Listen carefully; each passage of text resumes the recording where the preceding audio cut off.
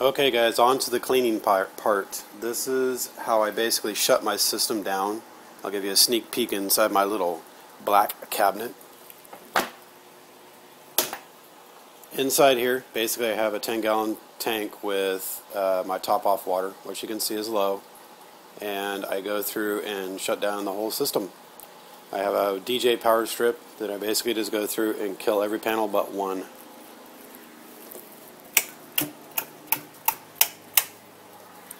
That's it.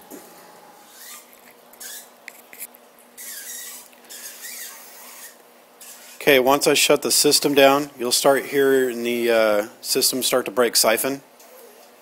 And basically my return lines will drop to a certain point and they will break siphon. One little quick side note to remember: when you shut your system down, if you have an auto top-off system, make sure that that is unplugged or shut off, and make sure that your whole system doesn't overflow. I have mine set up down below. You can see the water level. That's as high as it's going to get. It's a 40-gallon breeder down below, and you can see to the far left that white box is my auto top-off system. That is shut down. Everything that's in the system, protein skimmer, return pump, my return pump for my refugium, as you can see the water level drops below there to a certain point and breaks siphon because I have a spray bar in there along with a, believe it or not, a little 14-gallon refugium to basically get everything tumbling right. I have a 1,400 gallon per hour Coralia in there. I know it seems like overkill, but it sure keeps a lot of the detritus and everything cleaned out of there. So just make sure that all your systems are down: protein skimmer, auto top off, all your return pumps, everything. And a good side note to remember: if you have an auto top off and you have the tube down below the water line, make sure you don't. Learn from my mistake. It will backfeed and fill up the tank and overflow it onto the floor. Been there, done that. Don't want to do that again. Alright fellas, I'm going to actually show you how I drain my system. And believe it or not guys, this is going to be my first appearance on camera. So you're going to get a look at what YSR Freak, aka the Reef Report guy, looks like. So this is how I drain my tank.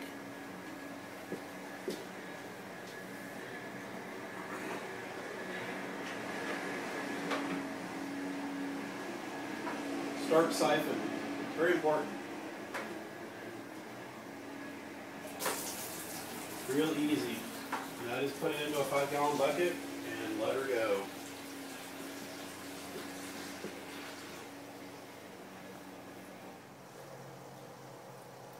Okay, a couple little side notes I'd like to share with you. When you do your water change and you're doing your draining, make sure you keep an eye on that hose that's going into your bucket. Clamp it down, something, just to make sure that it doesn't fall out and you end up with a big mess on the floor. Another side note to make: what I do, I've learned from experience, when I'm doing large water changes like this, I keep the last 5 gallons of water off to the side. Since I haven't stuck it down in the gravel, I haven't done anything, it's still just basically the aquarium water that's in the aquarium. It's fairly clean. I keep that off to the side for the simple fact that I have filled my tank up and found out that, oh crap, I didn't make enough water. Or, you know, we turn the protein skimmer on and things like that. All those things suck up water and you forget that you have a certain amount of water volume that you got to keep in your tank. I keep that on the side just as a little assurance to know that if I need a little extra water, I've got 5 gallons on hand that I can throw in there just in case. It's a good little safety practice to get yourself into, and it's also something that you want to make sure that you always keep on hand. I always keep at least 5 gallons of pre-mixed water ready to go in case something happens with anything in my tank. I've also got 55 gallons of fresh water, RODI water, out in the garage ready to go. I've also got the 15-gallon collection barrel that I have for my RODI setup that's always full. And then I also keep 15 gallons in a spare bedroom on top of that, just on hand in the house. So basically I've got a total of 30 gallons water volume that I can do anything I need to. I've got easy access to the trash can to mix up some salt water if I have to. I've always got salt water on hand ready to go. Those are some really good tips to keep in mind, because you never know what's going to happen at 2 o'clock in the morning. You hear something gurgling, or heaven forbid your tank cracks and dumps water all over the floor, and you need some way of putting fish and corals into, say, a container.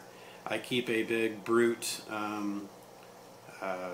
long rectangular shallow storage bin that I keep on hand out in the garage, just in case like something like this happens. I can run out to the garage, grab it, and put stuff in an emergency. So that's a good little thing to keep in mind. Okay guys, and on to my filling of the tank. This is kind of my redneck way of filling the tank. I have the same line that I use for draining the tank, I also use to fill up the tank. Because as you guys may have noted, there is a J-tube that I drop into the tank. And I have a quick release garden hose connector on it that I use to connect the pump itself and basically pump the water back into it. And I have the screen on there and so on and so forth. So the garden hose quick release, it is plastic. The only thing that's really metal on there is the hose clamp. It is a real simple way of getting things in and out of your tank and be able to disassemble them and put them away for storage. And it makes things a lot easier. You can get those at your local like Home Depot or Lowe's in the garden section where your garden hose is. I think I paid like $3. So this is my way of filling the tank. So stay tuned.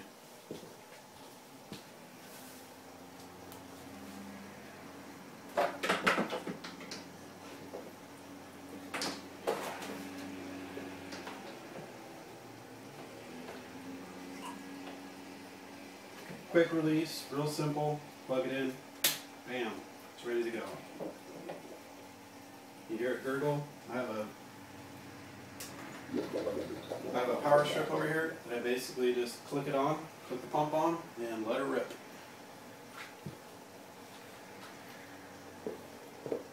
And as you can see, it does disperse water back in there, and you basically, now comes the fun part of waiting. So I will be back. And as you guys can see, the tank's pretty much filling up. It'll get to the point where my return lines, it starts filling up to that point, and it starts back siphoning into the tank just like your return does. And I allow that to fill for a little bit because I got to account for certain amount of water volume that my sump has when I turn my protein skimmer on. I turn my dual reactor for my GFO and my carbon, and my return pump for my refugium. While you're waiting for your tank to fill up, what I usually do at this point is I take and change out my filter socks, because you've just done a water change. It's going to be pretty clean as it is anyway. So I change my filter socks regularly, every 3 to 4 days, depending on the situation. The reason I do them so frequently is because it usually takes about 5 days for mine to really get to the point where it starts to overflow. You don't want it to get to that point, because when it starts overflowing, it's putting phosphates and things back into your tank. So that's just a little note that you guys might want to note to help keep your nitrates and your phosphates and things like that down. Clean your filter socks. They do get dirty, they do get contaminated, they do overflow back into your system. Your protein skimmer can only keep up to a certain point. So then comes the point where I basically will turn the whole system back on and let me finish waiting for this to fill up, and we'll go from there. Okay guys, and the final part of doing the tank cleaning, I turn the system back on. So you'll hear everything kick back on.